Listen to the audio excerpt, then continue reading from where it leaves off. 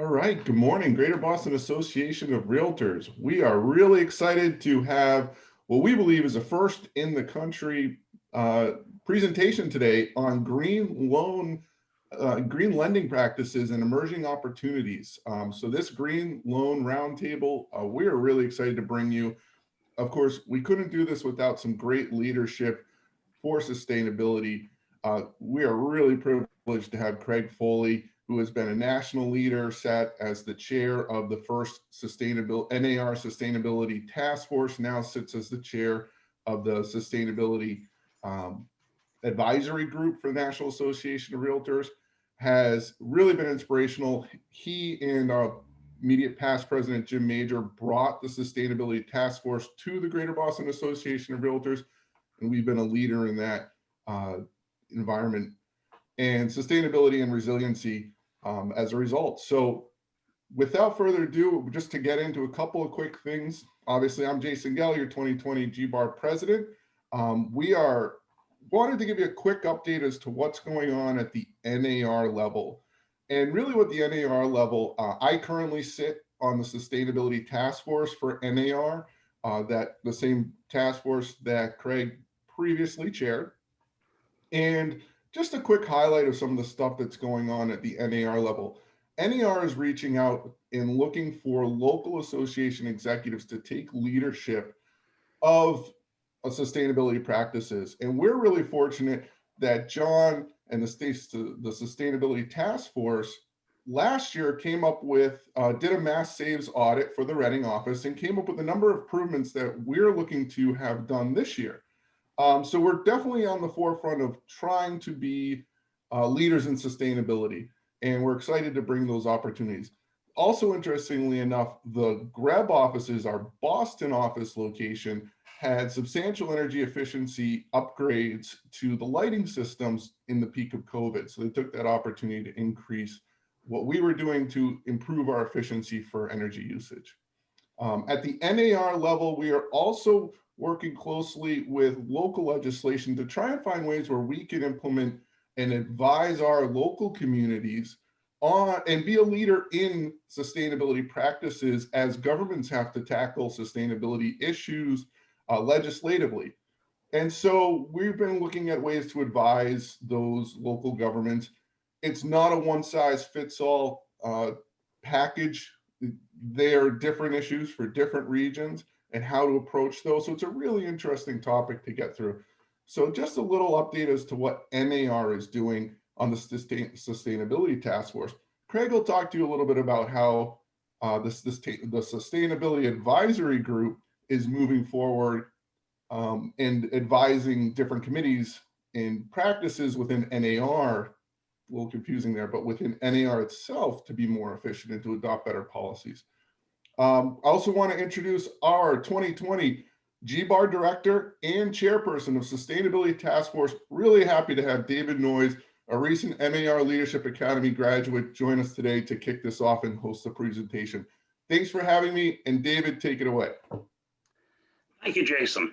In 2020, our task force is continuing to engage our members and promote awareness and understanding of projects and procedures that support sustainability. This includes developing a self-audit tool for our member offices to assess their sustainability practices, as well as bringing you events like this. In fall 2021, we're planning a sustainability symposium, which will bring together our members, related products and professional services, as well as the general public. And more information and a save the date will be coming out soon on that. We've got a great program today with panelists from Ross Mortgage, North Atlantic Appraisal, and Clear Result, representing the Mass Save Heat Loan Program. In addition, Fannie Mae will discuss the Home Style Energy Program, and Freddie Mac will tell us about the Green Choice Program. To underscore the importance of the products and services we're going to be discussing today, I'd like to share a couple of slides depicting the growth of solar installations here in Massachusetts. So bear with me while I pull that up.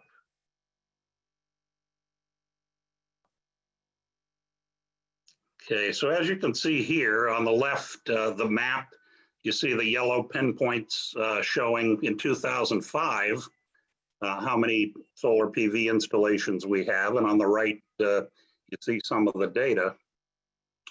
If we move ahead to 2010, you can see there's quite a bit of growth. And then forward to 2018, and you can see some tremendous growth there. So we're pleased to see this happen. We're going to continue to encourage this, of course, and hopefully have the lending partners to support it. Okay. So with that, I'd like to introduce to you, or actually, I will say throughout the program, please feel free to submit questions in the Q&A or chat box below, and we'll try to see if those can be addressed by our various panelists. And with that, I'd like to introduce the aforementioned Craig Foley. He's also the Chief Sustainability Officer of Lair Realty Partners and a past winner of the NAR Evergreen Award. His handle is @EnergyGeekCraig, and as you may have guessed, he bleeds green. So over to you, Craig. Thank you so much, David. I appreciate it. And thank you, Jason, for your leadership as well at Greater Boston Association of Realtors. I'm going to just share a quick introductory couple of screens here to also highlight how fast this market is emerging in Massachusetts. And then have a short panel discussion with a qualified appraiser, Jonathan Asker, and a lender here in Massachusetts, Bob Gallagher, who's the CEO of Ross Mortgage, to talk about where we are in this part of the marketplace. It is rapidly emerging, but it's, we're at the beginning of this. And I kind of think of this as from a couple of perspectives, as a listing agent that is engaged actively with listing high performance homes or homes with existing homes with high performance features in them. And I think about this from the work that we're doing at National Association of Realtors, which is very engaged with this intersection of sustainability and real estate, as Jason and David have pointed out already. One of the really interesting things is that through the Sustainability Advisory Group, we have hired a consultant, Willis Towers Watson, to write a full 10-year sustainability plan that will be presented to our leadership team in this next month. But that sustainability plan is pretty powerful. I'm very hopeful that the leadership team will take the recommendations to implement this in full, because I think we're all aware that the opportunity is just tremendous out there, and the obligation to our trade organization, to our members, and most importantly to the clients that we serve. This is a critical component as we move forward, particularly this decade, where we just can't move fast enough to meet some of the challenges that are there from an energy and environmental standpoint. So the time is here, the time is now. Just an update too. This is a couple of screenshots from the MLS that I use on a daily basis. MLS PIN, which stands for Multiple Listing Service Property Information Network. Those that are realtors on the phone on the webinar may understand that there are 600 MLSs across the United States. MLS PIN is in the top 10 in those MLSs, and they've really been incredible leaders in making sure that the data fields that we have available in our MLS are available to our agents that list properties with these features. So that top piece was added in April 2015, where we added the HERS score and the HERS completion date. And you can see that green certifications, different types of green certifications, are also added to our MLS. And those are evolving on a regular basis as well. But what's really exciting to me is, and this shows the growth of solar PV has changed the marketplace here in Massachusetts. At this point, according to Mass Clean Energy Center, it looks like we have over 100,000 homes in the state where solar PV is either mounted on the rooftops or ground mounted. So this is a real part of the marketplace. It's transactions with solar PV, whether it's host owned or third party owned, are transacting on a daily basis here in the Commonwealth. And we need to have agents knowledgeable and competent in this. The lower piece was just added last month with MLS pins, really wonderful upgrade that they did to the multiple listing service. You can see that there are options for the type of ownership for renewables that are out there, but more importantly, these fields that are in red were added this last month, and they're really important fields for someone like Jonathan, who is a qualified appraiser, and I'm going to introduce him in a second, that really needs to know what's needs this data to be able to properly value a home with host-owned solar PV in particular. And here's just some examples of projects that are out there. The top left screen is from a project in Fort Hill that was sold in 2018. That was beyond net zero energy. These actually had HERS scores in the negative numbers. So these were regenerative properties. The solar PV panels on the two rooftops were producing more power than they were using on an annual basis and sending that excess power back to the grid. On the top right is a project that's just going on the market in Somerville. That project is Pearl certified, another green certification for green flips and for homeowners that have done this kind of work. So, when I start to think about use cases for either the heat loan, the Mass Save Heat Loan, or the Freddie Mac product, or the Fannie Mae product, I wonder what the right use cases are for this. For homeowners that may be thinking about, they have a third-party owned system and they want to purchase it outright. Can these loans be used for that? For resiliency, which we became very aware of when I chaired the presidential advisory group looking at extreme weather events and the impact on the real estate industry. How are we going to find funding for property owners that wish to make their homes more resilient to a changing climate? Bottom left, that's a home in Roslindale that was retrofitted to the Passive House EnerFit standard, a very powerful green certification. The bottom unit is actually on the market as a rental right now, and a luxury home in Weston. So we're seeing that, this rapid evolution of green in the Massachusetts marketplace happening right before our very eyes.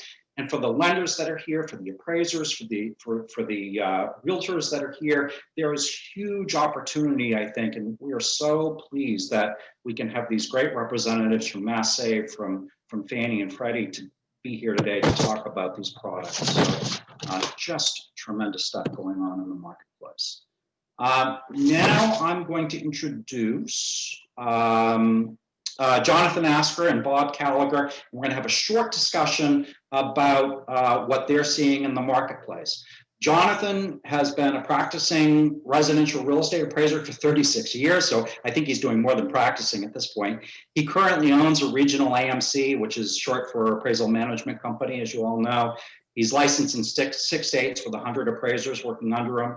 He's the past president of Mass Board of Real Estate Appraisers. He's a designated member of the Appraisal Institute, as well as the Mass Board. He's specialized designation in appraisal review. He's been an expert witness for the Commonwealth Division of Registration, appraising complex water influence properties on the Cape and the Islands, which is a big issue down on the Cape, obviously. But most importantly to me, he's one of the appraisers in the state. There's about 12 of them that have gone through a rigorous course set known as the Valuation of Sustainable Buildings program that the Appraisal Institute has done, and maybe Jonathan can tell us a little bit about his education there. Also, I'm going to introduce Bob Gallagher. Bob is the CEO of Ross Mortgage. He founded Ross with his dad back in November 2001. Corporate headquarters are located in Westboro, a bunch of additional offices in Massachusetts. Ross is licensed in Massachusetts, New Hampshire, Maine, Connecticut, Rhode Island, and Florida. When Bob's not calling upon regional realtor groups or administering the day-to-day needs of the business mortgage operation, he hosts Get Real with Bob and Stacy, real people, real issues, and real estate. And the Stacy of that is my CEO, Stacy Alcorn, who is terrific, and full disclosure, Ross is a preferred lender for our company as well.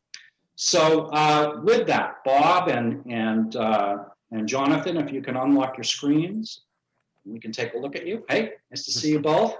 Bob, tell us as a preferred lender for Lear, one of my jobs was to, as Chief Sustainability Officer, was to immediately engage our partners with Lear.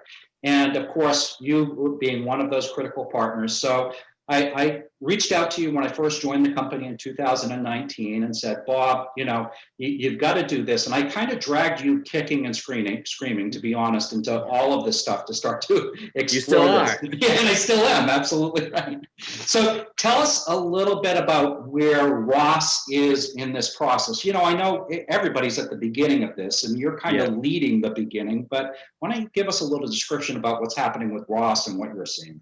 Sure. So we're at the very beginning. We are actually working on our first deal. We're awaiting our first appraisal that's going to give valuation to those high performance upgrades you're speaking about. We're in the beginning of the process of getting our underwriters training on how to evaluate those appraisals. And we're also in the process of applying for Fannie and Freddie approval. So we'll be eligible to do those high performance renovation loans as well. Excellent. That's fantastic. And, one of the things that we've been talking about, which I think might be useful for other lenders that are on the line here, is, I do a lot of work as a trainer for NAR green designated agents that get this value proposition built in. And one of the things that we've been talking about is once you get the approval from Fannie and Freddie as a direct lender, of doing trainings with your mortgage originators paired with the green designated agents. I think there's some real value to that. I don't know, talk about that a little bit. The idea in general is for all of us to learn it together because we're all kind of trying to feel our way around this whole thing. We're all pretty much at the beginning. I mean, if anybody's further along than the rest of us, it's certainly you, but the rest of us just need to learn it together. And I think that's a good way to do it rather than everybody kind of learning independently. Yeah, and I think there's more of a value proposition for all of our clients as well, so that we know that there's parties on both sides of the transaction that can really help with this. Absolutely. That's great, Bob. I can't tell you how much I appreciate Ross Mortgage and your willingness to jump into this and to be dragged kicking and screaming. I was going to say, wasn't so much willingness, was it? Shh, don't tell anybody. All right. So, Jonathan, I'm going to ask you a couple questions now, if you can jump on as well. You've been qualified as a green appraiser since 2017. Tell us a little bit about the reception of the green appraisal population in high performance homes, high energy efficient homes, and kind of where we stand in the marketplace as you see it, Jonathan. Sure, Craig. Thanks for inviting me. First, I'd like to say is that I'm not here to represent the Appraisal Institute or the Mass Board of Real Estate Appraiser. I'm just kind of giving you the 411 boots on the ground as an appraiser out here. And the second thing I'd like to say is just really the appraisal population. I just want to kind of give you a little hint of what it's like. So I've been appraising for over 30 years. And with my appraisers, everyone who's involved in COVID right now, working from home, that's what the appraisers have been doing for about 15 years. And there's some great benefit of that. You work at home, pet your dog, have some lunch, watch some TV, get to work. You're probably working 25% more than you normally do because you're home. But I tell you, it's isolated. And when you're isolated, sometimes you don't learn as much. And that's kind of a problem with the appraisers, that they are isolated. The second thing appraisers are is they don't usually get paid a salary. They get paid for what they do. So there's a lot of pressure on production. The more I do, the more I can get paid. So when it comes down to complex issues like green appraising or high efficiency, wow, they would like to just turn and go do a raised ranch in a subdivision of other raised ranches. Why? Because it's more profitable. But now you said we were at the beginning of this. Yes, we are. And I'm hopefully that we're at the midpoint or the end of the beginning of this. Now, as we appraise, I tell you, when I first started 3-4 years ago with the appraisers, they're like, oh, well, I don't see any evidence in the marketplace. That would certainly just be the retort that they would have. I'm like, okay, wait a minute.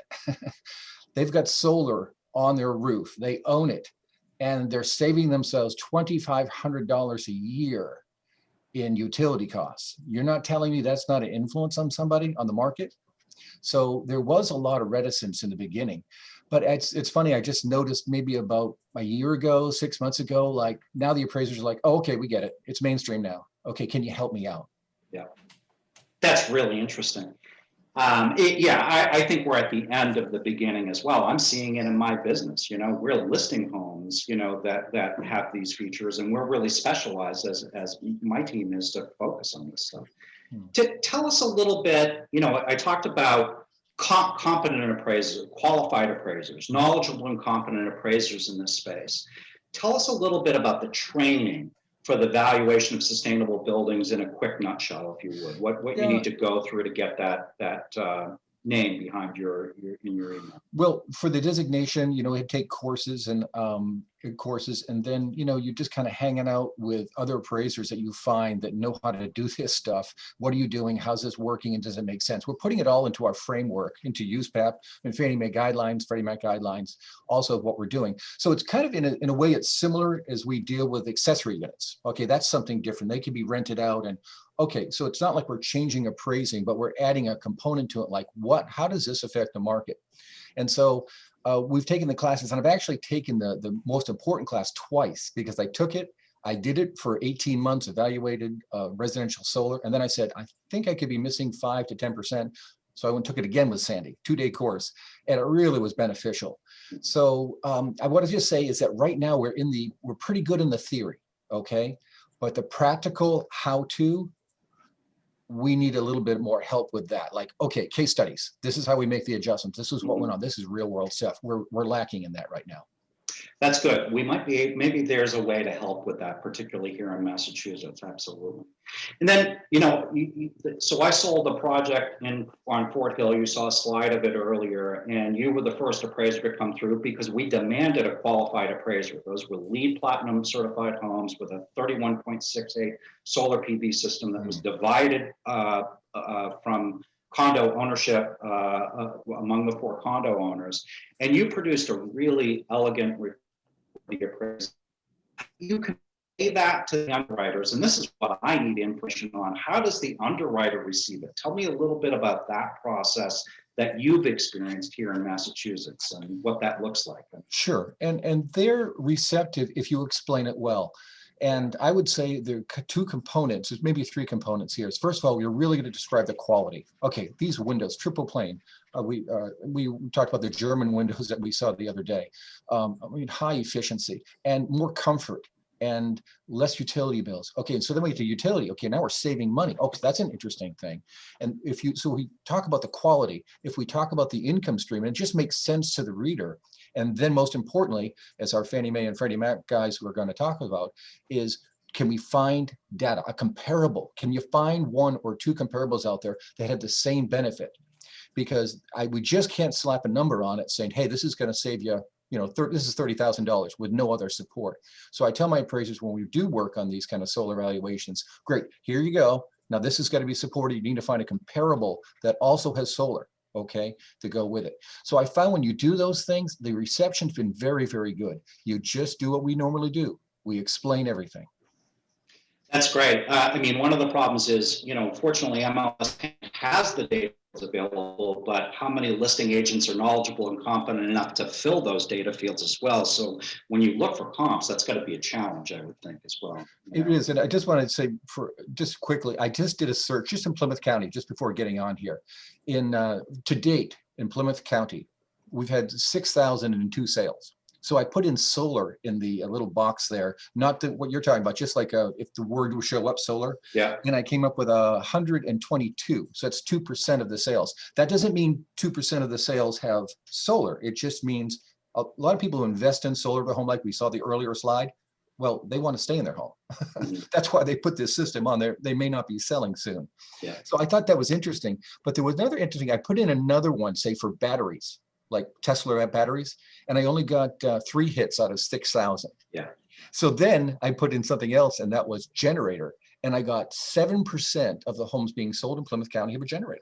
I thought that was interesting because, of course, it's near the water. A lot of our homes outages. So, great. Thank you very much. I'm gonna skip forward and I'm gonna pass this back to David, Jonathan. But please stay on because I'm sure there's going to be some questions at the end of all of this as well, but so we can get to the Mass Save program. And Katie asked, can we share the slides that we have today with everybody? Katie, that's a great question. I'm not sure I know the answer to that because I don't think we asked all the presenters if that is the case or not. So stay tuned for that and let's see if we can find out. So David, I'm going to flip it back to you and the Mass Save program and the heat loan. Thanks. Great. Thanks, Greg. So once again, please feel free to submit questions for our panelists. And for the panelists you've already heard from, please feel free to indicate the questions directed at them. Erica Brimberry from Clear Result is here to tell us about the Mass Save Heat Loan Program. Erica's been with Clear Result for just under 5 years, starting as a customer service representative, assisting customers with their heat loan applications. She subsequently became a program assistant processing customers' applications, and she's currently a program coordinator. So she is a great resource for us to learn more about the program. Over to you, Erica. Hi. Hi. All right, so I do have a PowerPoint that I would like to show. Just bear with me for a second. All right, so Mass Save Heat Loan Program. Today's agenda, we'll discuss, who is Clear Result, what your understanding of the Mass Save Heat Loan Program, the application process, and the customer and contractor involvement. So who is Clear Result? Clear Result helps utilities, businesses, and individuals define and achieve energy efficiency goals. Then by combining unmatched technical expertise with behavioral science, data analytics, and technology tools, we give utility customers the power to make more intelligent decisions about energy, and the utility companies the power to have more informed engagements with their customers. As our expertise extend across North America, our deep local roots and intimate understanding of our clients' needs helps us truly change the way people use energy. So understanding the heat loan program. The heat loan program began in 2006 and has been running continuously ever since then. The program offers residential customers a cost-effective way to install high-efficiency equipment in their homes. The heat loan is a 0% interest loan for customers up to 7 years, up to $25,000 for single families, and then up to $50,000 for the 2 to 4 families. The utilities are actually the ones to pay the interest on the heat loan, which is why it is 0% interest to the customers. So customer eligibility. For a customer to be eligible, they must have the Mass Save Home Energy Assessment on the property. It is at no cost. The assessments are valid for 2 years. So you're eligible after that 2 years to have another one. This is for 1 to 4 family or home residential units. And this is for customers who have National Grid, Eversource, Unitil, Columbia Gas, Cape Light, and Liberty Utilities. There are several different measures a customer is eligible to finance, one of them being the weatherization. There are barriers, windows, heating systems, hot water heaters, central air conditioning, central heat pumps, mini split heat pumps, ground source heat pumps, solar hot water, and residential battery storage. These are just a few little flyers that we give customers at the time of the assessment. However, they are listed right on our website. It kind of just briefly goes over the different equipment standards and requirements are. This is kind of just like a quick pie chart of the different measures that have been financed this year. As you can see, AC definitely was one of the most popular ones. And specifically, mini splits have been increasing. Soon we'll be seeing the heating and hot water rise just because it's, that time of year. And same thing goes with the insulation. So the way the customer would start the application, first by having the no-cost home energy assessment, and then they can submit their heat loan application. When submitting an application, typically there are two different vendors who process these applications. There is Clear Result, which is who you're speaking with today, and then there's another company called Rise Engineering. It does depend on your location as well as who your utility providers are as to who would process the application. But this information, is something that the specialist who comes out to the home will explain. And then what we'll need is a copy of the heat loan intake form and then the contractor's proposal. We here will review the application to make sure that the work you're looking to finance qualifies for the Mass Save program. And then we provide the customer with a heat loan authorization form. This authorization form allows the lender to give the customer access to that 0% interest. And then the lender will give the customer their own little application. They'll be the ones to check the credit score, the debt to income, and things of that nature. They'll also be the ones to hand out the funds. Then the customer would, have the contractor come in, perform the work, and they would pay the contractor. There is an inspection that needs to happen, and then the customer, if they're eligible, would also want to apply for any Mass Save utility rebates.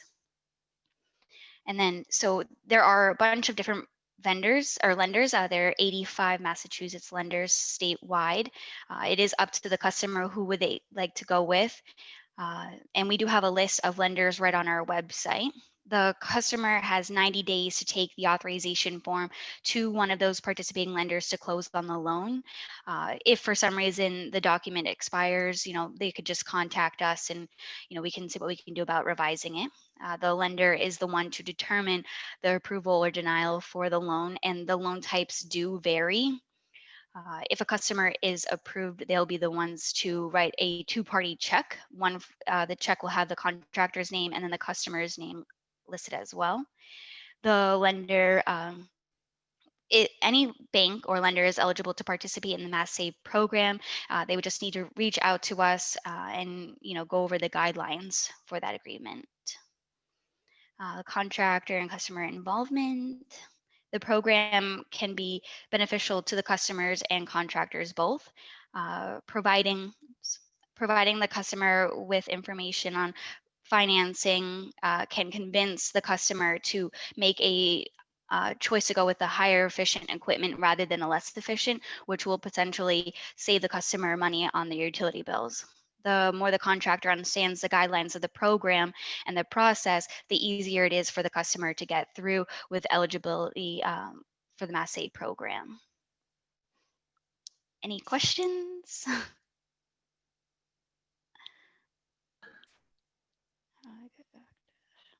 Okay. Yes, a couple of things, Erica, just quickly. How many of the homeowners roughly who have audits choose to move ahead with the program? So the thing about this is that, the customer at the time will have an assessment and they can choose to use the heat loan if they want, but they don't need the heat loan to move forward with certain things such as insulation. So it's really tough to say the exact number. I would say probably, more close to like 75% of the customers move forward, whether it be with just insulation, air sealing, or the heat loan.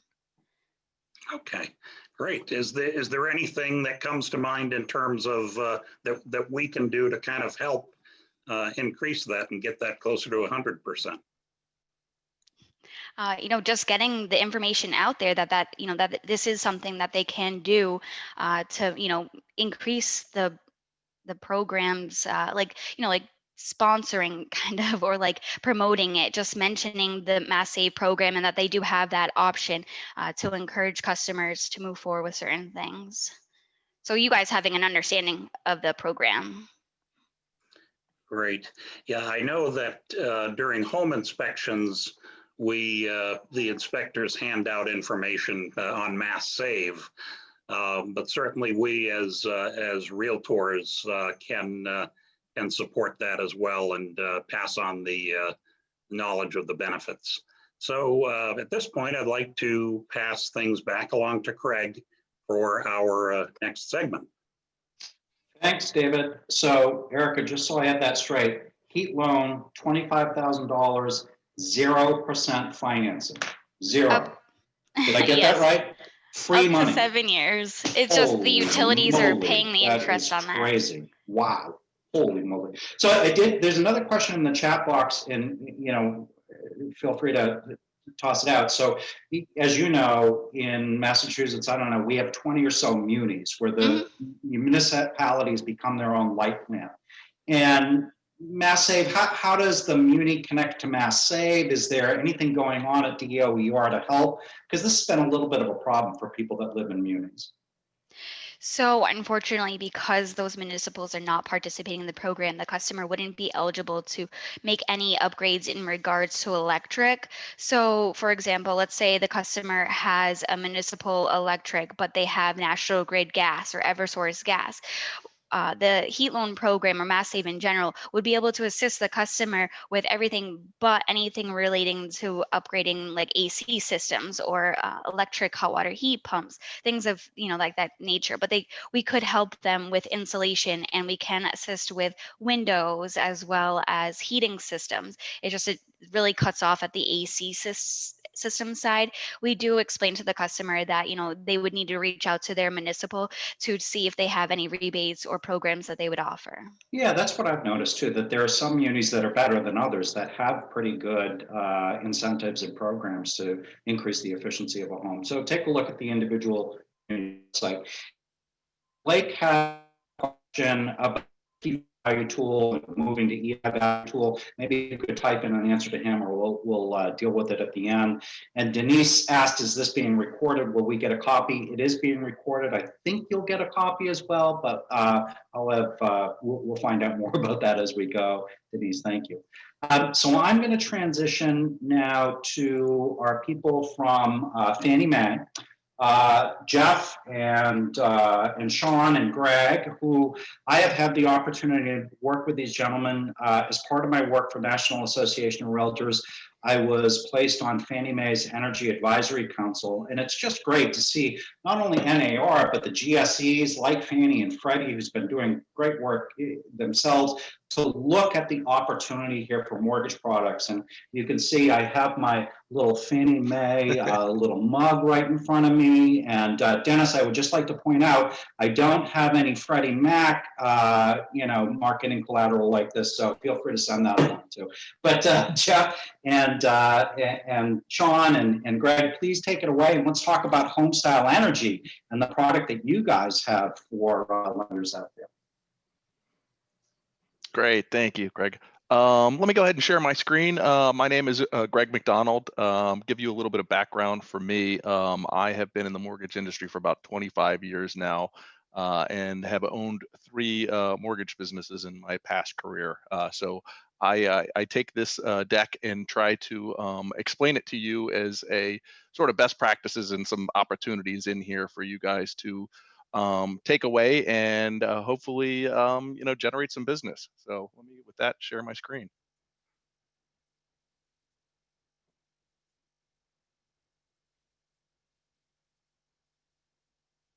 Good. Everyone should be able to see that. Looks good, Greg. We can see. Awesome, thank you. Yeah, so again, Homestyle Energy is obviously our energy-related mortgage product.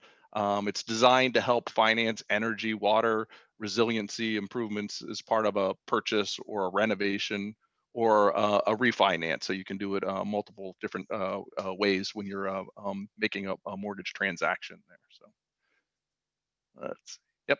Obviously, we have attorneys, and they have informed me that I need to go ahead and present this slide to you, which basically says that any of the materials that we're talking about today are superseded by what's in our selling and servicing guide. So that trumps everything I'm saying today. But in that case, I will still go ahead and be as honest as possible, and you'll still get a lot out of this. But defer back to our selling and servicing guide for the specifics. Yeah, so what is Homestyle Energy? Homestyle Energy basically enables borrowers who purchase or refinance to include energy and water and resiliency improvements with their first lien mortgage and make those improvements after closing the loan. So again, you can go ahead and do this, close the loan, and then go ahead and make those improvements after the loan is closed and deliver the loans to us. And the nice thing about Homestyle Energy, while it's not as the 0% that we were just talking about, but it is certainly a low interest rate relative to some of the other viable options that people are using to do renovations and things like that. They oftentimes use their credit cards or home equity lines of credit, or go to like Home Depot and finance some of those things. So this is a great financing option for people at low mortgage rates. So we're super excited about that. Why we're doing it, obviously, it's very flexible. It offers a wide range of energy related improvements across all property types. It's affordable, again, based upon the lower interest rates that you get on mortgages for financing these improvements. And it's very simple in that way. Energy reports are easy to obtain, and in many cases, we don't require an energy report to go ahead and support the fact that this is an energy efficient improvement to qualify for the mortgage. And then for our lenders out there, one of the great things about this is unlike our home style renovation where you have to have special approval to go ahead and do those, there is no special approval for lenders to go ahead and offer home style energy. It's a guide product, and every lender that's approved with Fannie Mae is able to offer this to their clients. So it's no approval necessary. This is one of the things that I think is for everyone here that's really relevant, and I like to point it out, is there's such a big opportunity in sort of this green space right now. Almost 80% of the nation's 137 million homes are at least 20 years old, and 40% are at least 50 years old, right? And that means these houses are starting to age. They've got things that are breaking. They've got improvements that need to be done. This is a really big boom to sort of the home improvement industry. As of now, with the unfortunate times that we're in, you're seeing a lot of people simply are taking a close look at their property and have identified they need changes in their property if they're going to stay there. And so now is a perfect time to be looking at upgrading your home and upgrading the energy efficiency of that home. So it's just a really almost like a perfect time for having these discussions with people. And again, according to the Joint Center for Housing Studies of the Harvard University, homeowners spent $233 billion in home improvements in 2017, and 17% of those homeowners cited energy efficiency as a motivation for that. And that's up from 11% in 2013. So as I point out in the slide, green is really growing. We see it as a not only a buzzword, but the reality is people are actually taking action upon this. And the more we talk about it and the more we promote this, I think the more traction that we're going to go ahead and get in the fact that people should really be focusing on making their houses smarter and greener and healthier. So just a great time again. Nice things about green homes, again, they're better for your wallet. Obviously, saving money is important, but also the health and comfort and helping the environment. So we really believe in this, and obviously Homestyle Energy is a great part of that. How can lenders use Homestyle Energy? We've talked to many lenders. Oftentimes, lenders out there want to brand their own green product. Well, this is a great green product, so you can go ahead and do sort of like a branding of this product when you talk to borrowers. Also, we see a lot of PACE loans that are out there. The Homestyle Energy product can be used to refinance PACE loans. So if you have a person who is buying a house and there's a PACE loan secured on that property, you're going to have to pay off that PACE loan. This is a great loan that can help pay off that PACE loan. So when a person wants to buy that house, they can get in that without that PACE loan there. And it also can be used to refinance other energy improvement debt as well. So not only taking improvements that you want to make, but if somebody has already taken those improvements and can document the fact that those are energy related, we're able to go ahead and roll those into the loan as well. We obviously have another product called Homestyle Renovation. For those renovation lenders that are out there, we always like to say make a Renergy loan, right? So a lot of times those renovations have energy related improvements in there or are going to make improvements for appliances and things like that, that's a great time to go ahead and have them look at making those improvements the most energy efficient as possible. So when you're doing the renovation, make sure you're doing it in a green way. So other things that we've talked about is for you know, mortgage lenders to go out there and make partnerships with solar vendors and home improvement companies to go out there and actually, you know, try to build relationships based upon having the ability to offer financing for some of those things. Obviously, real estate agents, what a great time to go ahead and take something that is a sort of a scratch and dent house and saying, hey, if you can envision these possibilities, we have a loan product that's out there that can go and help you take this scratch and dent house and turn it into your dream home. So we love it for that as well. And again, you can do that with a product that has very low interest rates, obviously, as a mortgage.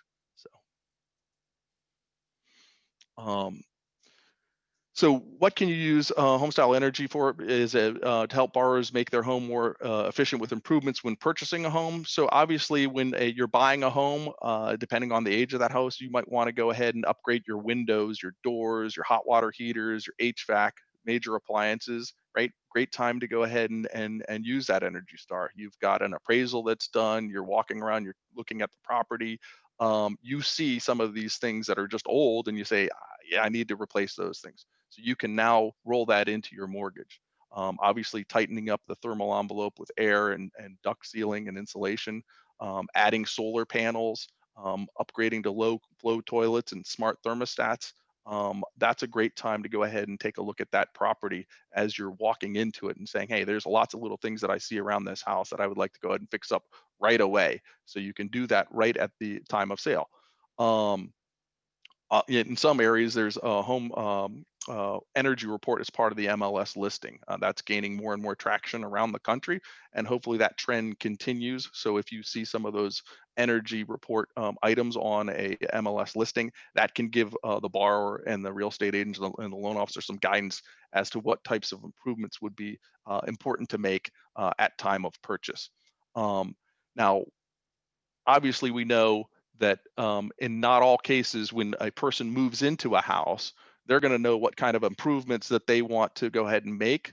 Like for instance, when I bought my house, I tend to move into a house, sit around for a few years, and then think, oh, wouldn't it be great if I went ahead and did some of these upgrades now? So maybe when someone is applying for a refinance, that's a great time to go ahead and have that discussion around, is there anything around the house that you would like to do, either major or minor renovations?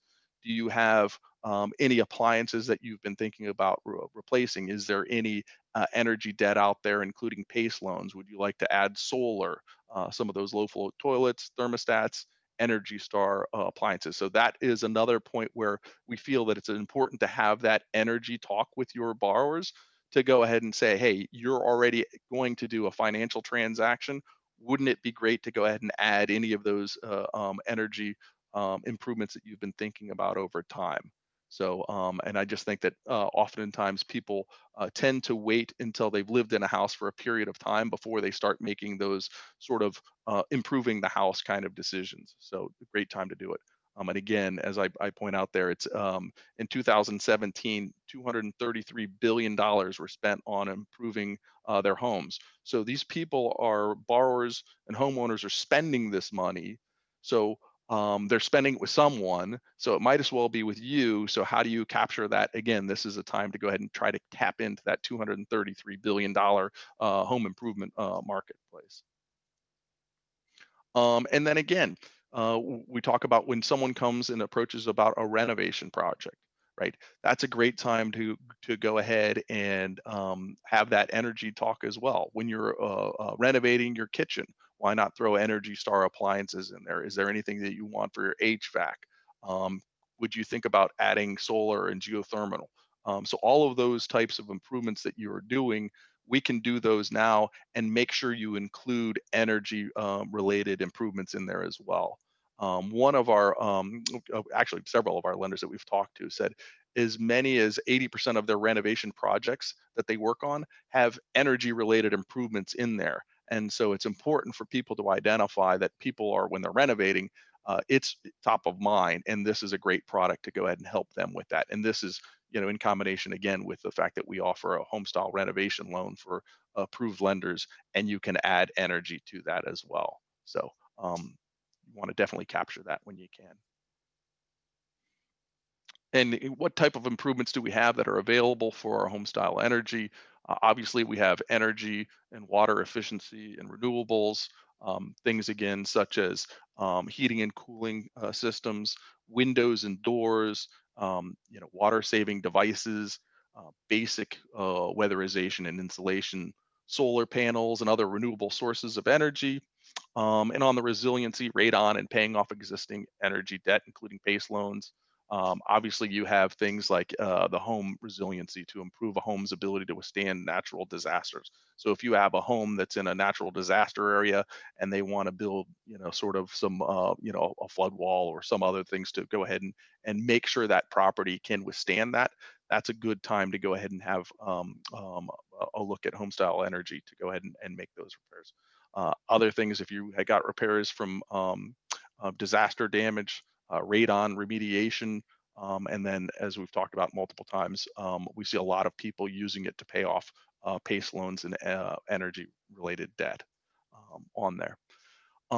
And that's basically the home style energy product in general there. And I've got Jeff and Sean are on here as well. And I will let Jeff, if there's anything else you'd like to add on that to talk about the product, just jump right in.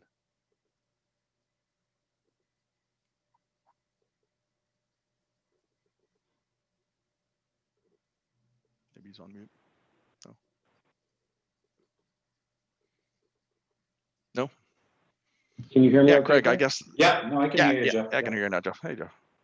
Okay, great. Now, I think the point I would make is that the product can be used for a lot of purposes. It's not only energy improvements. It's certainly, and we talked about earlier resiliency.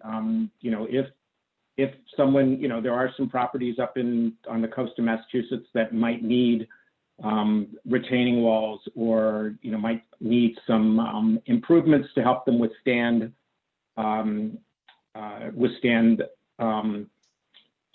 snowstorms, or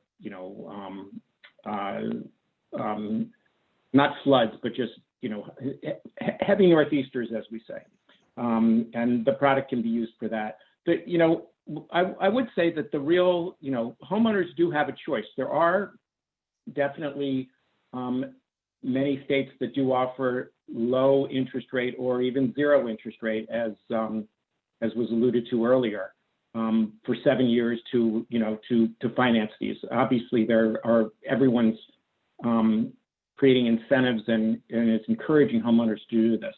Our product is one of those choices. Obviously what you do with our product is you roll those costs into a 30-year mortgage. So a 30-year mortgage today is 3.5%, 3.5%, needs to be compared to the alternatives. We're not saying that we're always the best one. Massachusetts is definitely very progressive in having these 0% options. Many states don't. So it really depends on the circumstances, on the options that are available in each case. That's the thing I think I would emphasize. There was a question that came in about whether or not you need to know the cost of the improvements before you get the loan, and the answer to that is yes. If you're purchasing a home and you need to make some improvements, you would need to get a contractor in to give you a proposal for the improvements. We see it more likely in a refinance, where perhaps if a borrower is refinancing a house and they haven't thought about making energy improvements, perhaps that's a good time. You can take your time and get some estimates for windows or solar, et cetera, and build those costs into the new mortgage and make those improvements after you close the loan. Those are kind of the interesting use cases that I would reference. I think that's all I would like to add at this point. If Sean's on, perhaps he has some other items.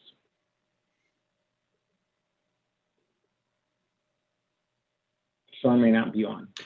There was one other question, a really good question, Jeff. And we have realtors from all over the country that are online today. How long before, after closing, does the borrower have before completing the work for home style energy loan? Greg, do you want to take that? Yeah, I think that you've got 12 months, but I want to go ahead and get back to that on that. I'll look that up and come back with the exact time for that. But I think that it's an extended period of time that you have to go ahead and complete that. And I just don't know off the top of my head whether it's 12 months, but that's what's sticking out in my head. But I'll get a better answer by the end of this call. Great, thanks.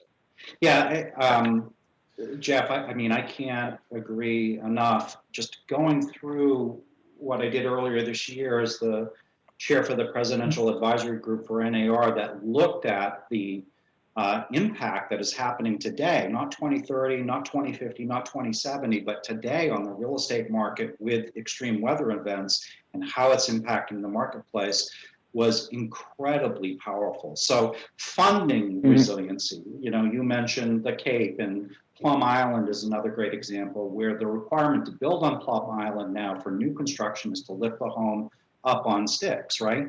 And for the existing homeowners, they have to have options to be able to fund that kind of product to keep that home viable on the island. I think we're going to see more and more. This is only going to increase, obviously, as the science says, and it's such an important option for us as a real estate trade organization to understand that there's funding opportunities. Right, and the item I would say is that kind of you know, when you're looking at a home, I mean, you may have a situation where a home does need to be raised, but it's for sale. Okay, it's for sale. It does need to be raised. You can build that cost into it and do it all at once. I will say the answer to that question about timing is you typically have up to 180 days, but during these times that we're in right now with COVID, it's, you know, we're seeing some situations where that needs to be extended slightly. So we have some flexibilities that we're allowing during COVID, because as you can imagine, it is lengthening. It is resulting in some lengthened renovation jobs. Let's see if I would add anything else. Yeah, I think it could also be a situation where you can perhaps you bought solar and you have a higher interest rate, a 5 or a 6% interest rate on the solar panels that you purchased and put on the house.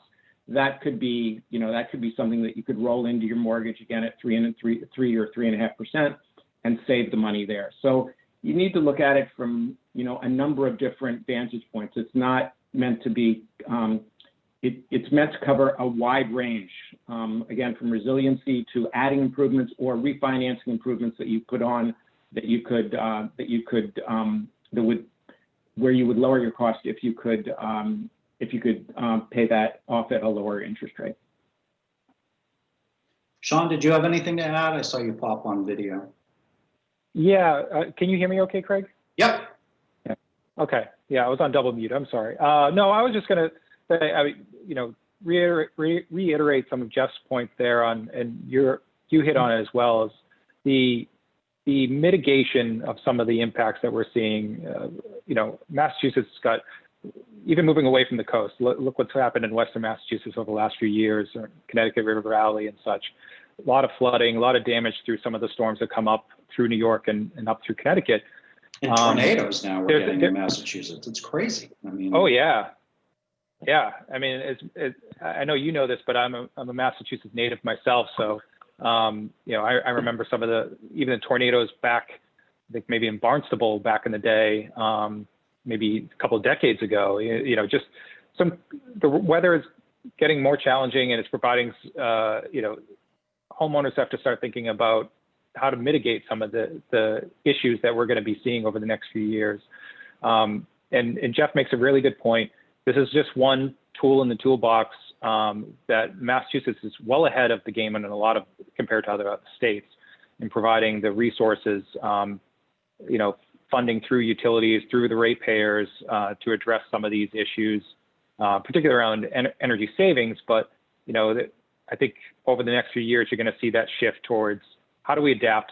How do we make our homes more efficient just for the sake of comfort and maybe lower utility bills over time. And how do we pay for that? So this is one option.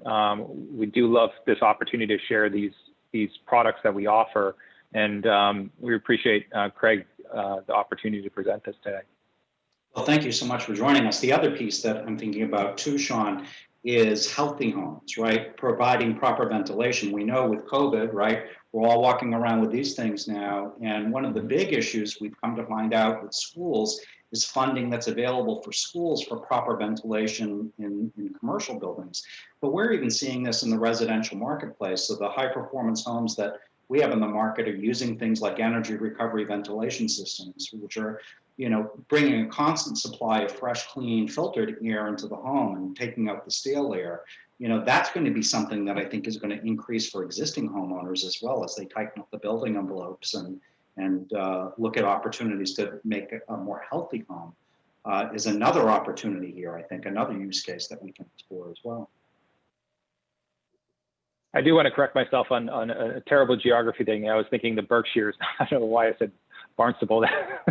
But yes, yeah, absolutely, absolutely. And thank you again for this opportunity. I don't know if Jeff or Greg have any additional comments on Homestyle Energy, but thank you.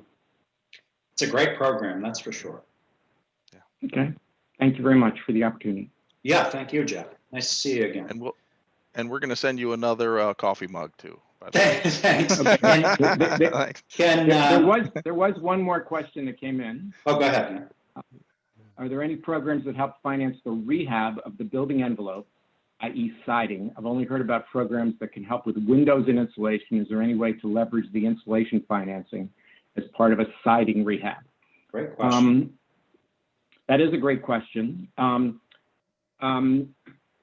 Now, if the siding has an energy component to it or has an energy feature to it, then it certainly could be included in a Homestyle Energy loan.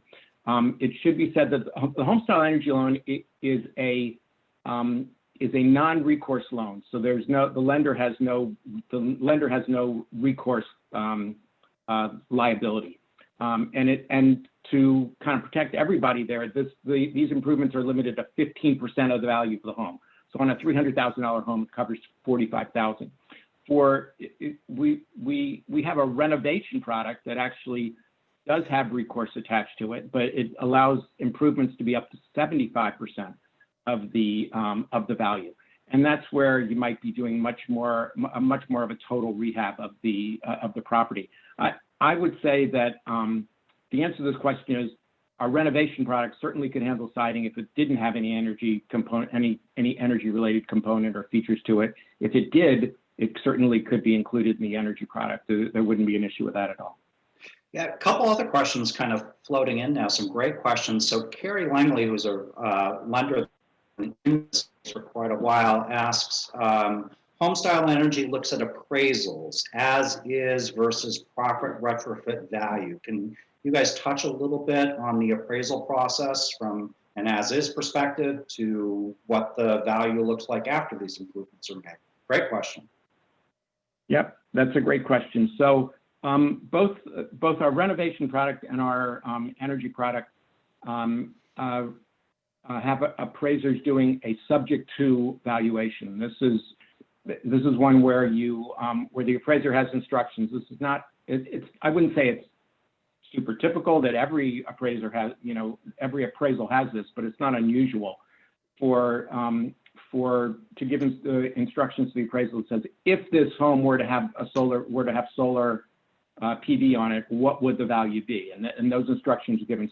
So the answer to your question is that the appraisals that are done are the subject to appraisers or as completed. Were these improvements to be made? What is the value of this? And appraisers do know how to make those appraisals.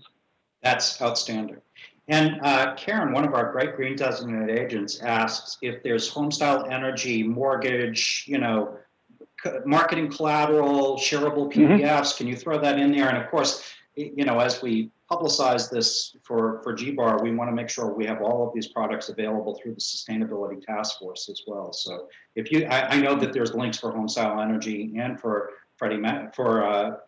for Freddie's product as well. But if you could post those would be greatly appreciated. Great question, Karen. Yes, I'll definitely post them in the chat panel, and I'll also reply to the meeting organizers so those can go out by email should people need to get them that way. Thank you. Yep, excellent. All right, good. Thank you so much, Fannie Mae. It's been fantastic hearing from you. We're going to switch to Freddie now, and Dennis from Freddie Mac. So Dennis, go ahead and jump on. And if you can take us through, I've known Dennis for a while now too. I've worked with Fannie Mae's energy efficiency task force that's been in play now for a couple of years. They've produced some incredible data that they've rolled out over the last several years on the impact of energy efficiency improvements on home ownership.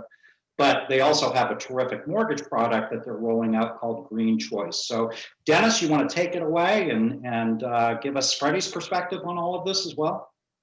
Absolutely. Thank you so much, Craig, for inviting me and to the Greater Boston Association of Realtors. I'm going to hopefully not need to get my 15-year-old to teach me how to share a screen. We see it. So hopefully it comes up. Yeah.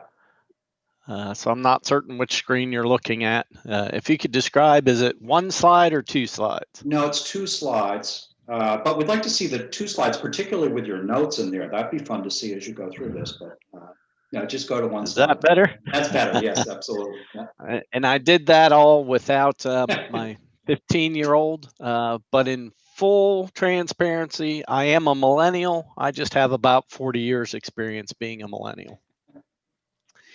So thank you again for having me today. Today, we're going to talk about energy efficiency. As Craig mentioned, we have a published paper, so we're going to look at some of the insights as well as innovations through our product innovations in the space. If I have to say, what does Freddie Mac do? We've been making home possible for more than 50 years.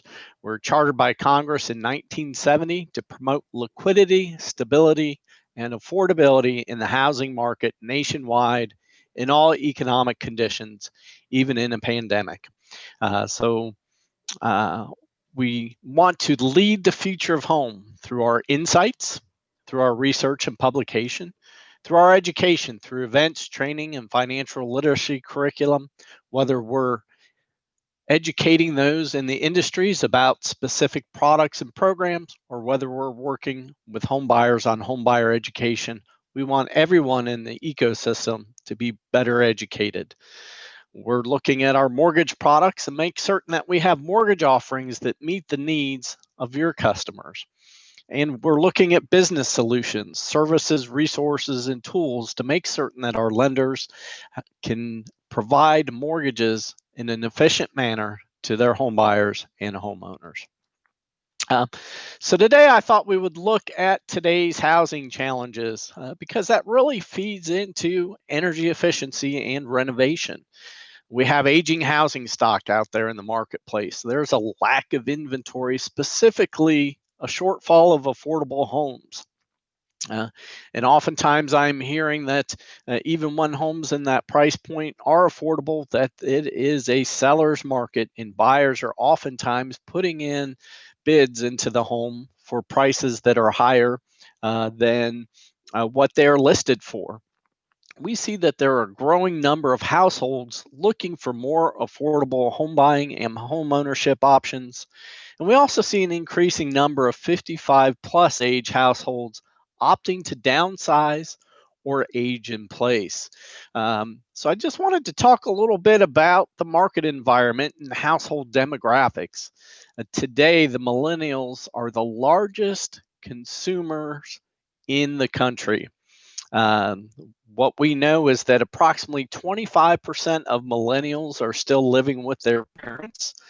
In 2015, millennials made up 16 million households, and in 2035, they're projected to grow to 49.8 million households. So we're really seeing that increase and project an increase in millennial household formation. In 2013, there were 653,000 millennial households, and by 2019, we saw 1.2 million millennial households. I wish that I could get my son out of my basement long enough to meet a girl to get him out of my household and maybe form their own household. But we're also seeing an increase in the minority share of households. Household growth is projected in the next 10 years to increase to 75% of that marketplace. And we also see that households age 65 plus are growing, and that growth is projected between 2015 and 2025, or 31 million units. So a lot of this is we're having more people come into the housing space and want to look at home ownership, and that affordable supply is a challenge to those home buyers. First-time home buyers are still 33% of the marketplace. It has really remained consistent. 52% of home buyers are 30 to 39 years old, and 88% of buyers are 29 years and younger. We're first-time home buyers. I want to stop here for just a minute. One thing that we know about first-time home buyers and specifically millennials is that they have seen what their parents maybe went through the first recession, and maybe they're a little gun shy about getting into the mortgage market. And they're really concerned about the affordability of the home, and they're also concerned about the footprint that they're leaving in today's environment. And they're being more conscious about energy efficiency, and not just how they're conserving natural resources through energy efficiency efforts, but how that impacts their budget. So energy efficiency is something that is top of mind. And as Craig showed earlier, your region is light years ahead of some because you're including that information about the homes in the MLS listing. So as home buyers come on the market and they have those conversations with you, and they say, I'm concerned about energy efficiency from my budget perspective and from the perspective of saving on our resources, you have those tools available to you to have that conversation, whether that home is currently energy efficient or maybe they're looking at a home that could use some improvements to become energy efficient. The millennials have the largest share of home buyers at 38%, and Gen Y are at 40%. Well, what about that energy efficiency improvement demand that we talked about? So I have two charts here on the screen. The top one is our nationwide. If we take a look at the survey in 2011, about 13% of homeowners were looking at energy efficiency. In 2013, that dipped a little bit to 9%, but in 2015 and 2017, we continue to see an increase in energy efficiency improvements across the nation. Well, how does the Boston MSA compare? As Craig said earlier, that the Boston area is actually ahead of the nation when they look at energy efficiency. In 2013, the Boston MSA had 18% energy efficiency as percent of homeowners, and in 2015, 24%, and in 2017, 23%. So by far, there's greater awareness in the Boston MSA about energy efficiency, and maybe it has a little something to do with those nor'easters and that cold winter weather. But it's a great opportunity for you to talk to customers about energy efficiency. What is the outlook for home improvements? I know as we've been working remotely, that my honey-do list has grown, as well as the number of projects that my wife would want me to do. And I've looked at energy efficiency. What does that say from the country? I have my perspective, but how has COVID impacted it? The COVID adjusted projections for home improvement projects in the fourth quarter of 2020 in Boston area is 1% less than a year ago. The historic trend has been about 1 to 2% of positive growth.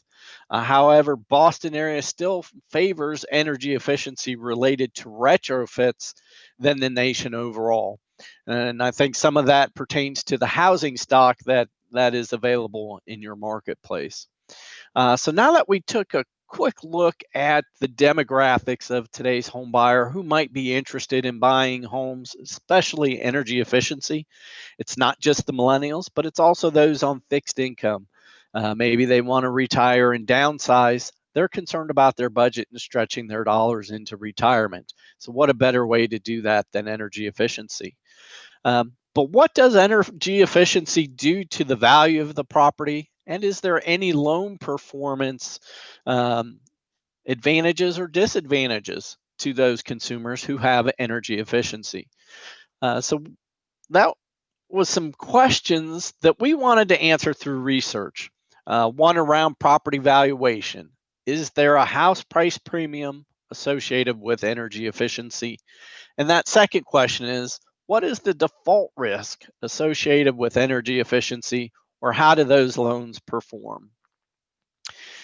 So as part of our insights, we really delved into what difference does that home energy efficiency make. We published a white paper called Energy Efficiency Value Added to Properties and Loan Performance. It was a study to help fill those information gaps on the relative value of energy efficient homes and the potential benefits of investing in energy efficiency improvements. Not just that initial benefit of reduction in usage of energy for the homeowner, but what does it do over the long term for the value of their home? If you look at this study, I wanted to bring out a few highlights. New homes with energy efficiency ratings sell for 3% more than unrated homes on average. I thought that was pretty interesting. People, builders might ask, or you might have that conversation with your homeowner who is selling their home. Why should I have my home rated for energy efficiency? We can show that energy efficiency ratings increase the percentage that you receive for that home. It's a great opportunity to tell the story of your home, especially if you have those energy efficiency ratings. We looked at the different rating mechanisms, and those homes that had better ratings sell for 3 to 5% more than lesser rated homes. So for those customers who took a look at their energy efficiency and really bore down and made some thoughtful decisions about how to improve the performance of their home, they are returning on that investment. And then how do we look at loan performance? When we looked at homes that had energy rated and borrowers who had a debt to ratio income of 45% or greater, the 60-day delinquency rate on those conventional mortgages is nearly 2% lower than other homeowners. So in this particular category, we saw that those loans performed better than their counterparts who did not have energy efficiency. Our report goes on to describe the types of consumers driving demand for energy efficient homes, and it shows the utility cost savings from energy efficiencies and that it could help homeowners sustain affordable home ownership. Oftentimes, I like to say that we promote not only attainable home ownership and giving that customer the keys to the house, but we want to promote sustainable home ownership. That way, that homeowner can be a successful homeowner in case any life events occur. And I believe I've shared this presentation with Craig and team, and they'll be sending it out. There's a link on this page that actually takes you to that research, as well as one later in the presentation. When we looked at this research, we looked at two different rating metrics and evaluated the Home Energy Rating System, or the HERS index, by Residential Energy Services Network, or ResNet. And we also looked at the Home Energy Score, or HESS, which is provided by the Department of Energy. The sample of the homes were between 2013 and 2017. A couple ideas that came out, or information, is ratings tend to serve different markets. And what do I mean by that? If we were to look at new construction homes, ResNet really is the tool that builders use to rate new homes. And the Department of Energy tool is the one that is used more likely in existing homes. DOE rated homes are on average rated around 45 years old, with the median being 41 years old. And almost all ResNet rated homes are rated when they are newly built or less than 2 years old. And almost all DOE rated homes are rated when they are older or older than 2 years.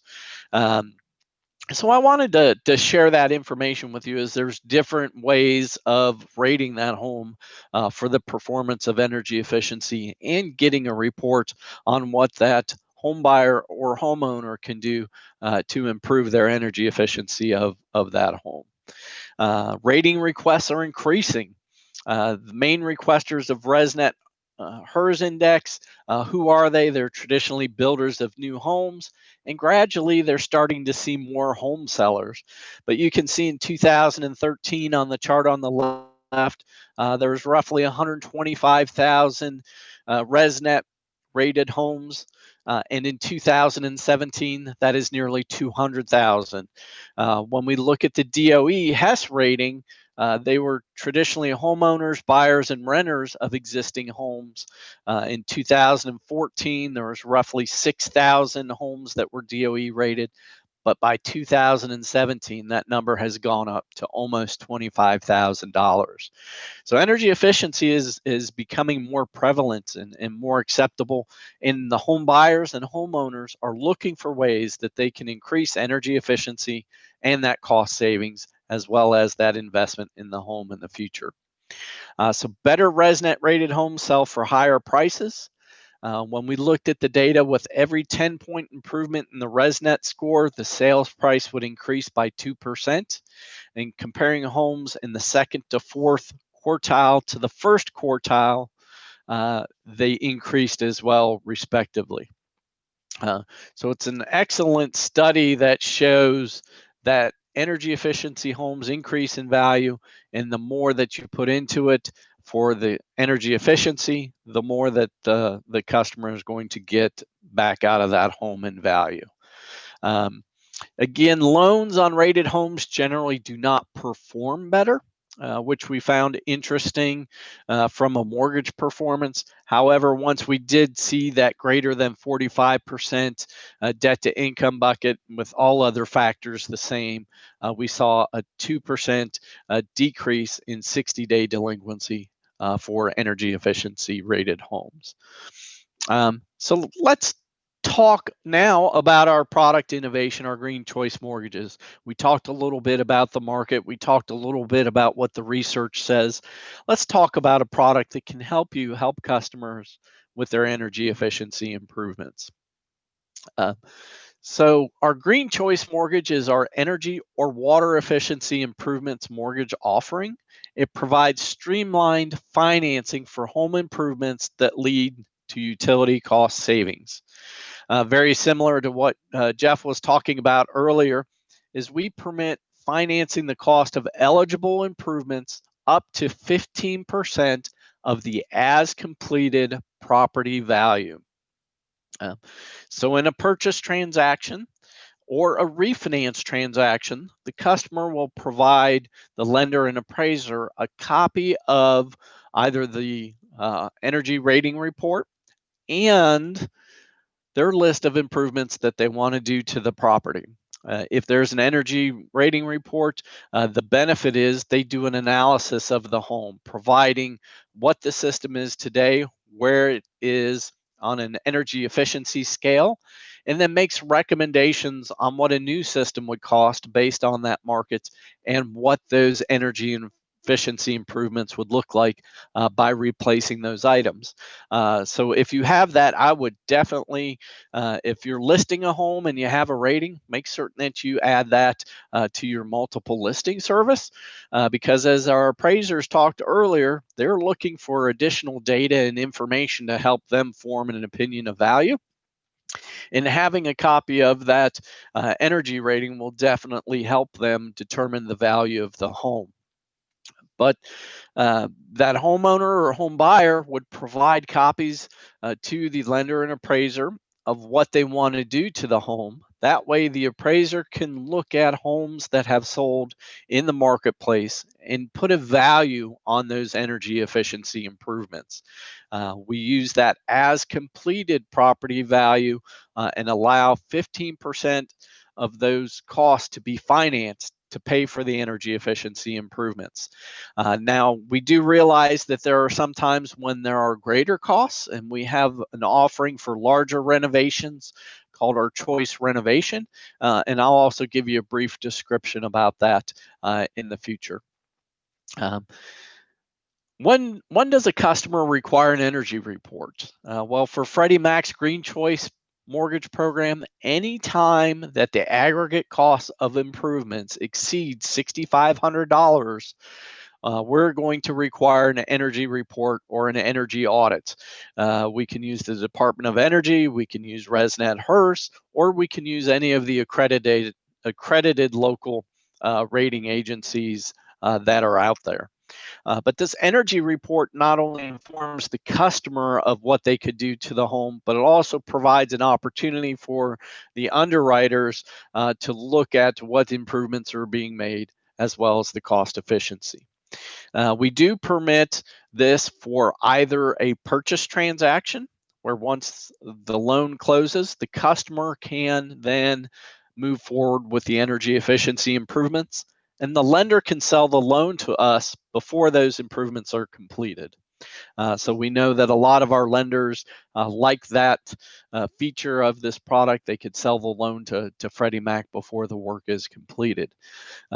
Also, if you're a lender out there and deliver a Green Choice mortgage, we'll provide a $500 credit fee and price on delivery to Freddie Mac.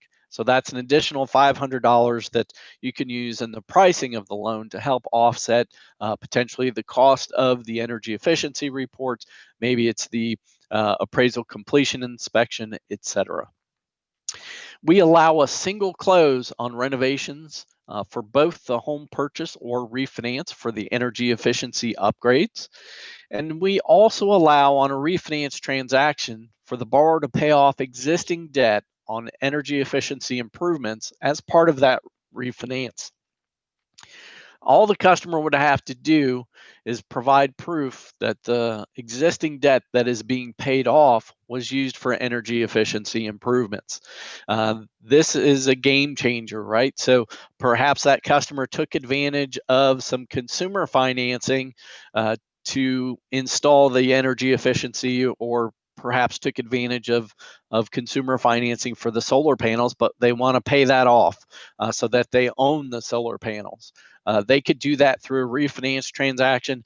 And as Jeff mentioned with the Fannie product, our product as well, it mirrors the first mortgage rates, which are at historic lows. So for that 30-year fixed rate mortgage, it's between 3.25, 3.5 right now.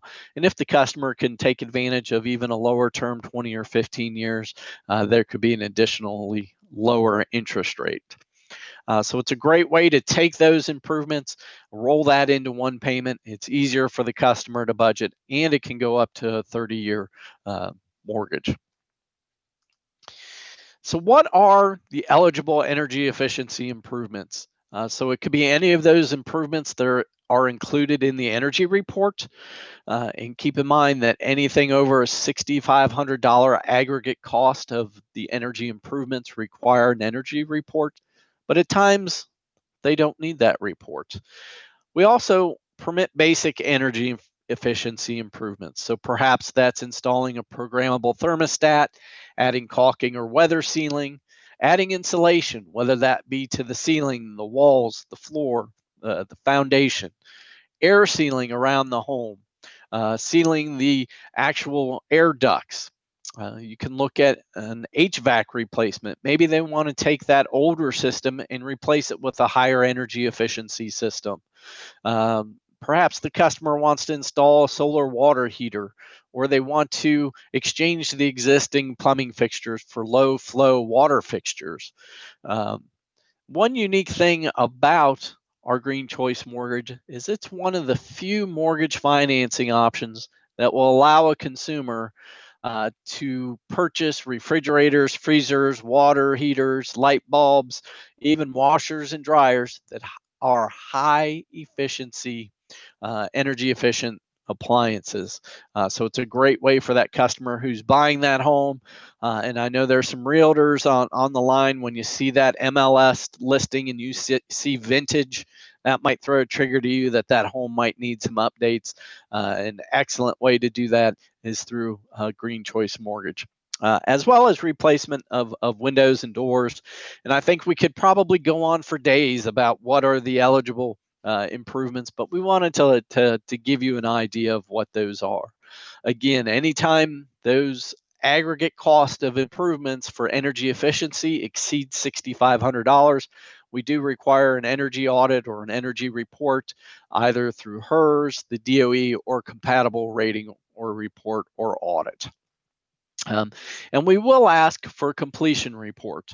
So once all the work is completed within 180 days, we will ask the lender to have the appraiser go out and do a completion certificate. So they go out, make certain that all the work has been done and that there has been no change in value to that property.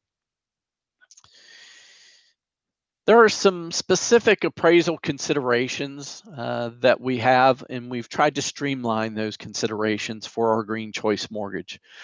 We want to be able to identify homes with energy efficiency improvements, features, or high performing energy efficient, or highlight any impact to market value in the appraisal report. The appraiser will measure the contributory value of improvements and any premiums paid for those high performing homes based on market reaction in the marketplace. We ask that the appraisers be familiar with energy reports, the energy ratings, or other new concepts for identifying energy efficiency and how those relate to the value of the home. But what if no homes in the marketplace have energy efficiency features? So we provide some guidance that when sales lack similar features or that data is not available from traditional data sources, the appraiser may use additional due diligence, and they can use a tool, specifically Appraisal Institute's Residential Green and Energy Efficient Addendum, to collect and report energy efficient data. This is a worksheet that the Appraisal Institute has come up with that helps them look at the home, assess and analyze the energy efficient features. Now, if I'm a practitioner in the marketplace, I'm doing everything I can to either help pre-fill some of that information on the improvements that I know that are in that home, or the potential improvements. That way the appraiser doesn't miss anything. That's another place where that energy audit comes into play. It helps them complete that assessment because some of this energy efficiency you can't see. It's hidden behind the walls. But appraisers consider what methods are appropriate, such as the income approach, the cost analysis, discounted cash flows, and even market surveys are appropriate. So a lot goes into that. And I know we heard earlier from an appraiser, it is truly an excellent way to have information available is by providing it to the appraiser so they can make certain that they have an accurate report. Do we have different appraisal considerations for solar panels? We know that there's an energy efficiency component, so we do provide additional guidance around energy appraisal considerations with solar panels. First off, we do not require an energy report to show the cost effectiveness of solar panels. You can provide the invoice showing the cost of the panels and compare that to the cost to the income or savings produced over the lifespan of those panels. Once that savings exceeds the net cost of the panels, including any tax credits, rebates, municipality credits, that cost effectiveness can be shown. The appraiser must document the projected savings of the solar system using either the PV value, an EI value, or similar tools that are available to them. And I just wanted to stop and make a call out that solar panels that are subject to a lease agreement, power purchase agreement, or similar agreement may not be included in the appraised value of a property, because technically that customer does not own the solar panels.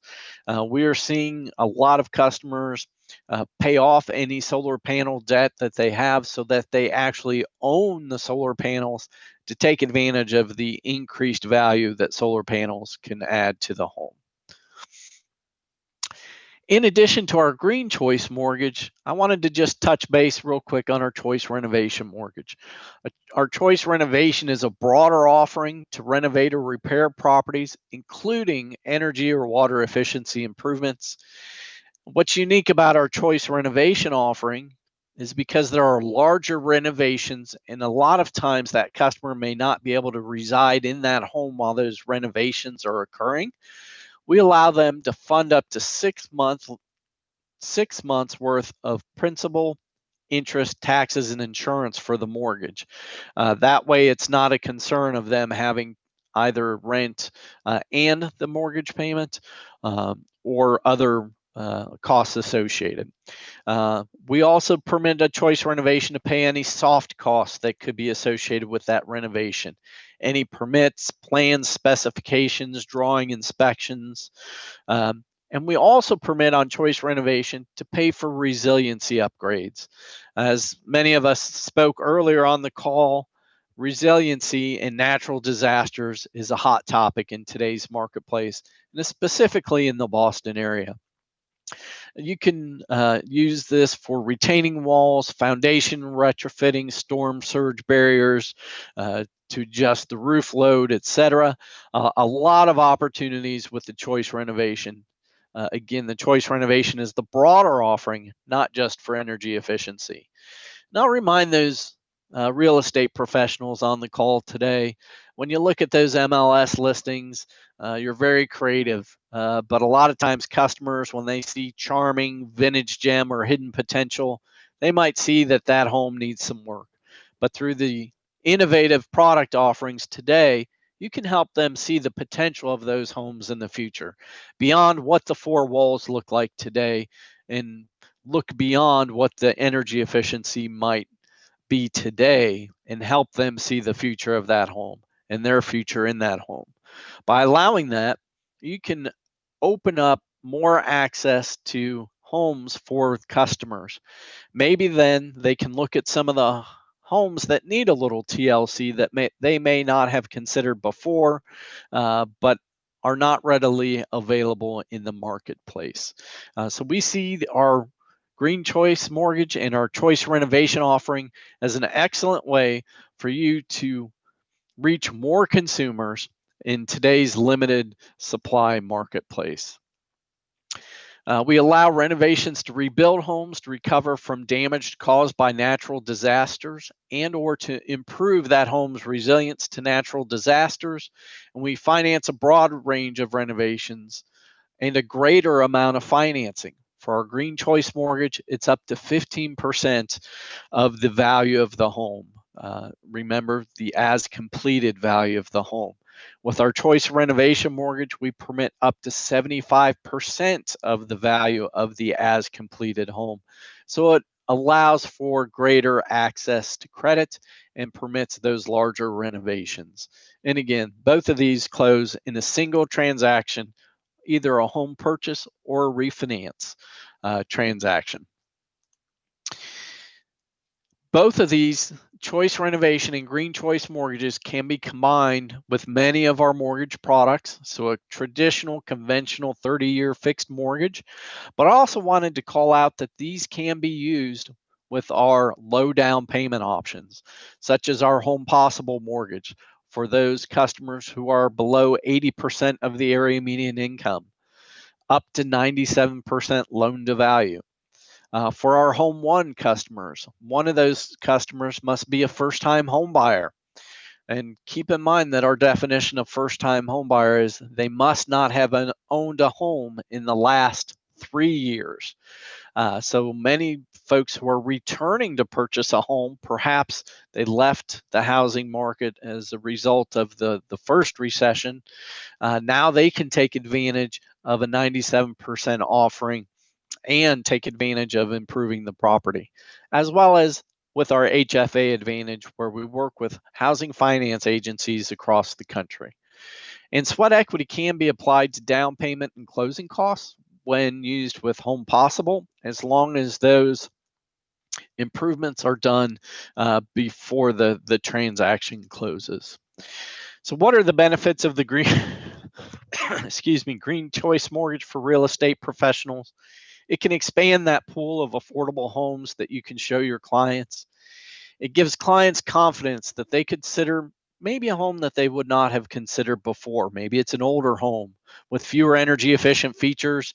Maybe it has older appliances or older systems. Or maybe it's just a home that needs a little tender loving care. This can appeal to not only the client's desire to conserve natural resources, but help them from a budgeting perspective, save money. It increases sustainable home ownership opportunities and can contribute to improving home values across your communities.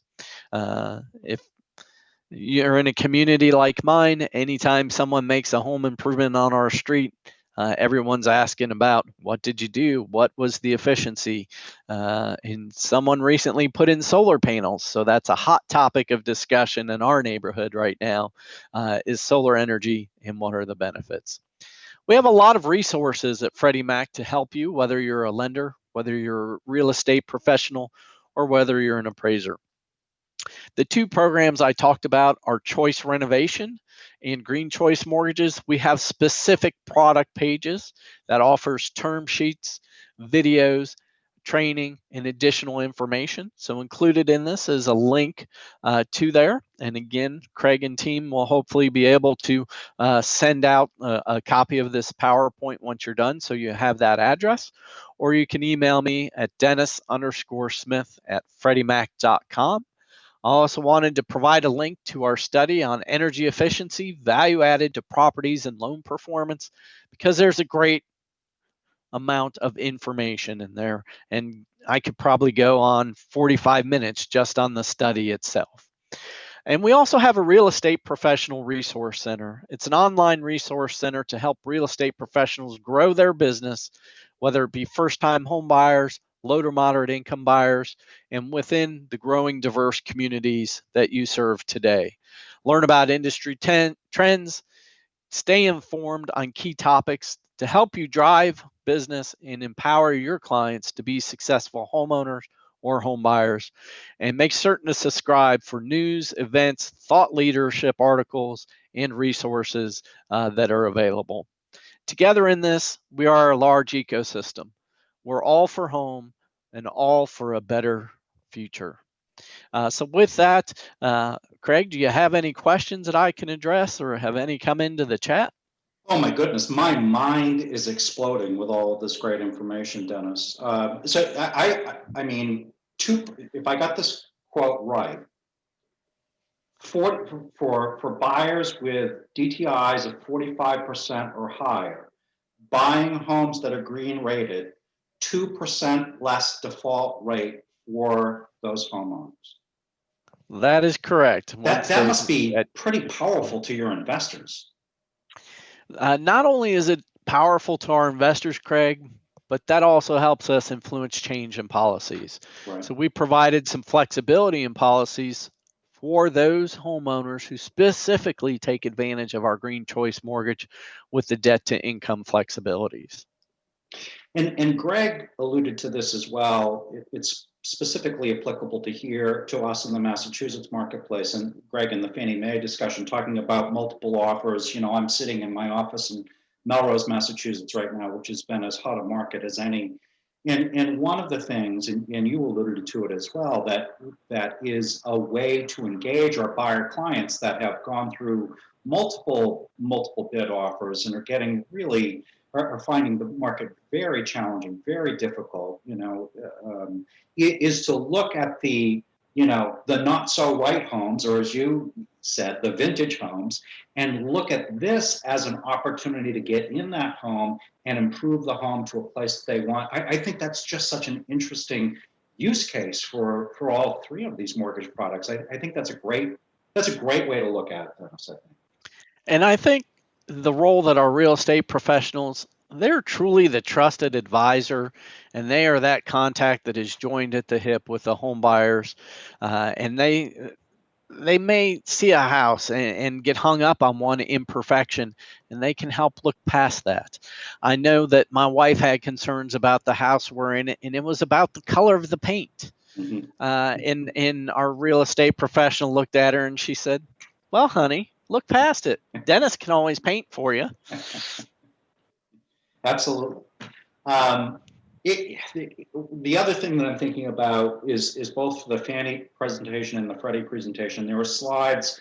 We're about to rewrite the NAR green designation in Q1 of 2021. And there are some really important slides I think if I can get your permission to grab from both of you to make sure that we talk about when we get to the green lending portion of the green designation. Just some fantastic information. For our realtors out there in Massachusetts led the nation in 2016, which is the latest data that I have, of the percent of new construction starts in the state that got PERS scores on them. So the ResNet PERS score, which was 61% of new construction starts back in 2016. So we see that these are part of the marketplace. And also I know that at Massachusetts Department of Energy Resources, which is the equivalent of the US DOE at the state level, they are looking at, with every home energy assessment, hopefully this will start, this is voluntary of course, in 2021, with every home energy assessment that's done through the Mass Save program, there might be some kind of energy scoring tool that is included with that tool. So I'm assuming that both for Homestyle Energy and Green Choice, that data could be used to support the funding for these, just like DOE Home Energy Score and HER score as well, because it would be backed by the state. This is just tremendous information that's out there.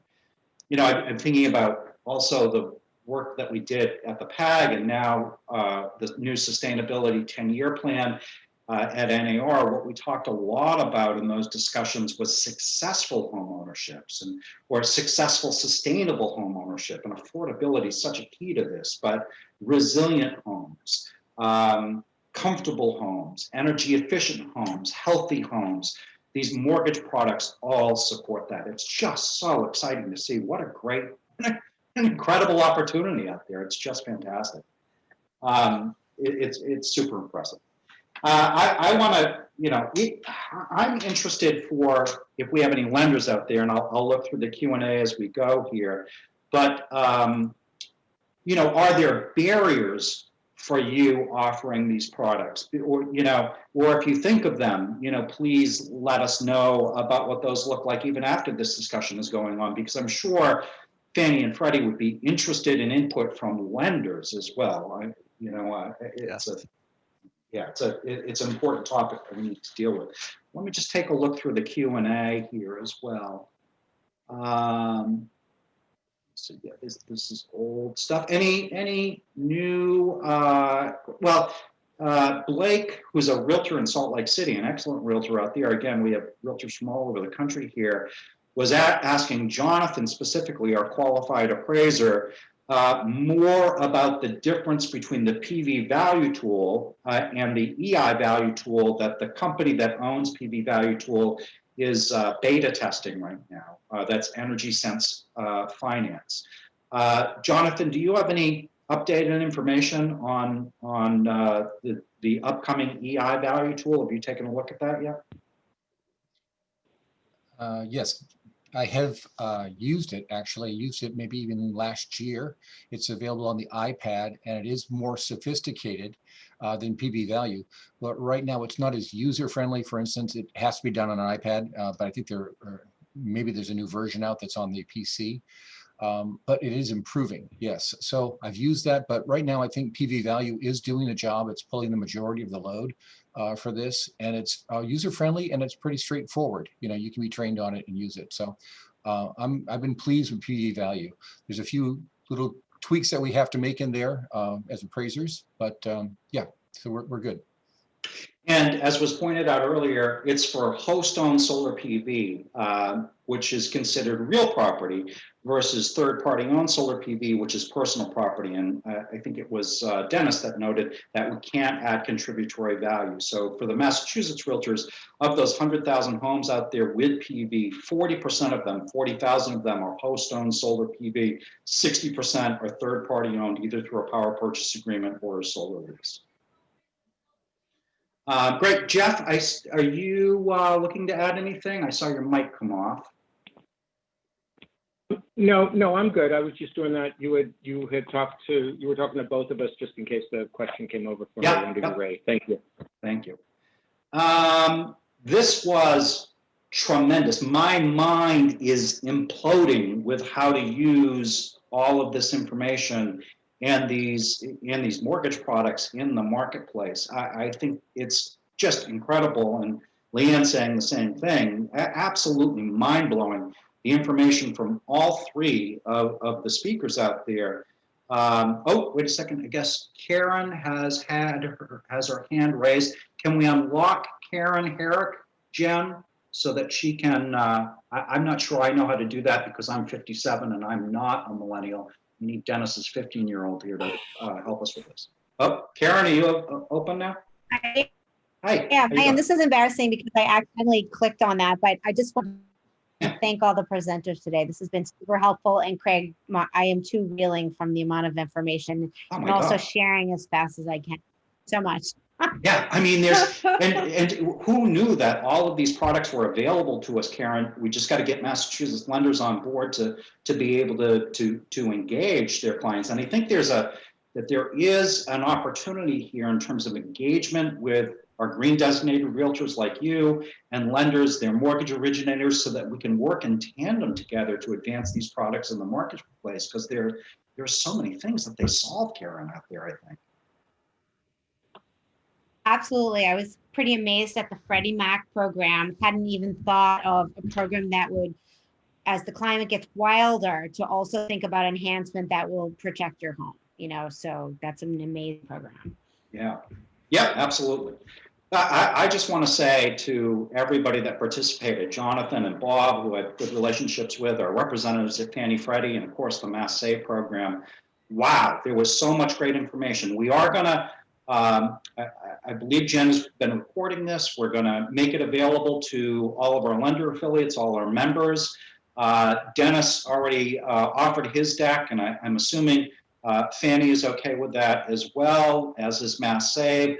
I think there's just a huge amount of information here. And like I said, I want to steal some of the information for the NAR green designation as we write this too, because there's just some great information here. Powerful information.